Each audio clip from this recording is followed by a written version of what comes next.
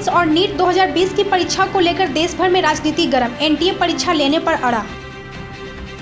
झारखंड समेत 7 राज्यों के सीएम ने परीक्षा की तिथि स्थगित करने की केंद्र से मांग की। कांग्रेस अध्यक्ष सोनिया गांधी की वीडियो कॉन्फ्रेंसिंग में बंगाल, पंजाब, महाराष्ट्र, झारखंड, छत्तीसगढ़ समेत 7 राज्यों के सीएम ने कहा, कोरोना काल में परीक्षा कराना गलत।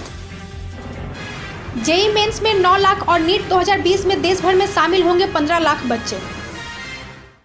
झारखंड सरकार ने कोरोना के इलाज को लेकर निजी अस्पतालों के लिए निर्धारित की दर, मनमानी वसूली पर लगेगी रोक। मुख्यमंत्री हेमंत सोरेन ने एक बार फिर केंद्र सरकार को लताड़ा, कहा कोरोना की आड़ में केंद्र कर रहा मनमानी।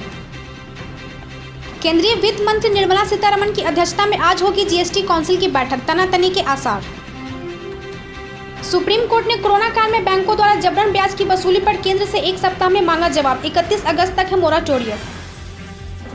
रिजर्व बैंक के गवर्नर शक्तिकांत दास ने कहा है कि कर्जधारकों के लिए मोराटोरियम अस्थायी व्यवस्था दी जा सकती है और रियायतें। निष्कासित नेता डॉक्टर शकील अहमद दोबारा कांग्रेस पार्टी में हुए शामिल, वरिष्ठ नेताओं ने किया स्वागत। ईडी की ओर से अब रिया के पिता इंद्रजीत चक्रवर्ती को समन भेजा गया है। कोरोना वैक्सीन को लेकर राहुल का केंद्र पर हमला, कहा भारत सरकार की लापरवाही चिंताजनक। भोजपुरी सिने स्टार खेसारी लाल यादव ने सदर सांसद रवि किशन से मुलाकात की। सांसद रवि किशन ने कहा, गोरखपुर भोजपुरी फिल्मों का हब बनेगा। यूनाइटेड किंगडम के गैटविक एयरपोर्ट की 600 जॉब हुए समाप्त। तमिलनाडु के एक स्टोर में ह्यूमन रोबोट जाफिरा, ग्राहकों की स्कैनिंग, सैनिटाइजर और अन्य कामों को सफलता से रही है संभाल।